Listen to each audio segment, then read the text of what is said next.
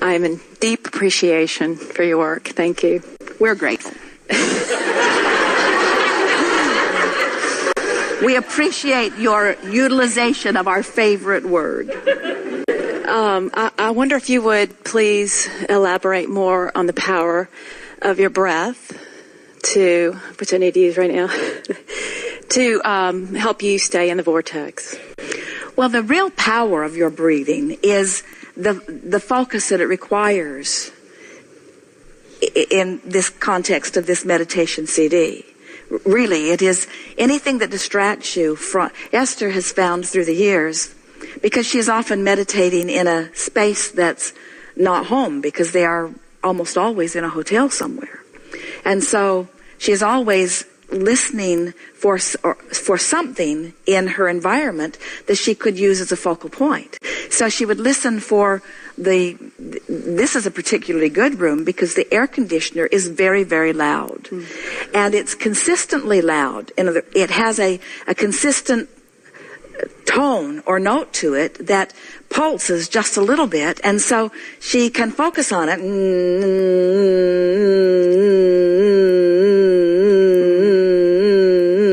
We are exaggerating it only slightly.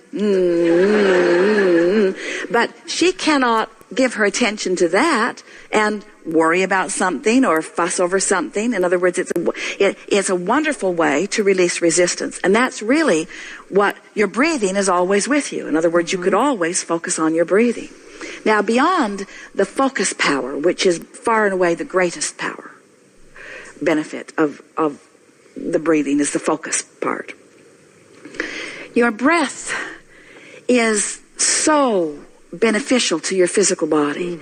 In other words, when you take deep breaths and long, slow breaths in and then steadily out, you allow the benefit of your cells to receive the benefit of all of that too. And when you do that, when you breathe in the absence of resistance, that's really what the benefit is. You see, you have trillions of cells in your physical body, and each one of them is a point of consciousness, and each one of them has a vortex. In other words, your cells, like any point of consciousness, knows what it doesn't want, knows what it does want. So your cells are constantly reclaiming balance. So let's say something gets out of whack and the cellular rocket of desire goes off and is in the vortex. And now the source within you is calling that particular cell or those cells into alignment. And in the absence of resistance in your body, like when you sleep, in the absence of resistance in your body, the cells become cooperative components. In your worry, they're not. In your anger, you're blocking, you're muddying the waters, you're hindering, you're introducing resistance. It's not different from having a good phone signal and not a good phone signal. You know the difference. Sometimes you can't even hear what they're trying to say. It's all garbled if you don't have a good connection. It's the same sort of thing. As the cells are receiving communication from source, if there is resistance, then the communication is garbled and you don't have as good of results. So the true benefit of breathing is the absence of resistance.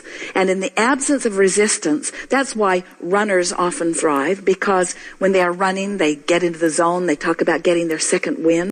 That second wind is that moment when they finally click into alignment. At first, they're running and they're remembering that they left dirty dishes in the sink and they're not sure what they're going to have for dinner tonight, and hope somebody did remember to pick up the kids or whatever. They have a lot of things going on, but eventually, as they begin running, the run itself, the rhythm of their body, the beauty of the trail, the distraction, the physical activity actually distracts them enough that they click into non-resistance and therefore into the full robustness of a body that is flowing with source, and that's what that second wind is, you see. Thank you. So do we get there for you? Oh, yes, thank you. I have a question. So let's just say there's breathing while in the vortex and there's breathing while not in the vortex. Right. Just like there's There's refinancing a loan while in the vortex and refinancing a loan while not in the vortex. There's attracting a lover while in the vortex and attracting a lover while not in the vortex. There's having sex while in the vortex. There's having sex while not in the vortex. And you know the difference. Thank you. I love that. I have a strong desire to empower people to use that breath awareness. And I have 2 products that are designed to empower people to better direct their energy. But we want to say something to you because we like those words that you're offering. To empower another. How do I empower another? Well, I just grab them and jerk them into the vortex. Support. Just kidding. Mm-hmm. Because the only way that you can empower, the only person you can empower is yourself, because you only have the ability to align with who you are or not. You don't have the ability to empower anyone except yourself. Right. And what empowerment really is knocking off the disempowerment, because the vortex is the power and it's calling all of them. So when you realize that every one of these people who needs empowerment or who seeks empowerment or who wants it has a vortex or an inner being or a source who is on the case and calling them, then you realize that your greatest value to them is to stand as an example that soothes their resistance. Because when the resistance is soothed, in they go, you see. You see what we're getting at? Yes, I think so. So we're not really big on external stuff. We are big on, in the beginning we said, if you have a desire and a belief that matches it, now there's no resistance because your belief and your desire are in the same place, and it is. So very often, a lot of people have a desire for a smoother running life, but they don't know what to do about it. And so if you can convince them that this product or this CD or whatever it is will help them, then in that belief, they come into alignment. So, but it's all about focus, you see. And that's my question, is I fully believe and enjoy and use and these products, these 2 ideas. But as I think about marketing them or bringing them out, I go into resistance. I don't know. Well, then you've got your cart before your horse a little bit, and you're taking action too soon. You just want to spend more time in the vortex until the action is inspired from within the vortex, and then it will be the right action. Jerry and Esther have noticed, as they've been listening to friends, lots of friends who have been listening to the meditation CD for a few months now, and they are seeing all kinds of wonderful things shifting and evolving and changing.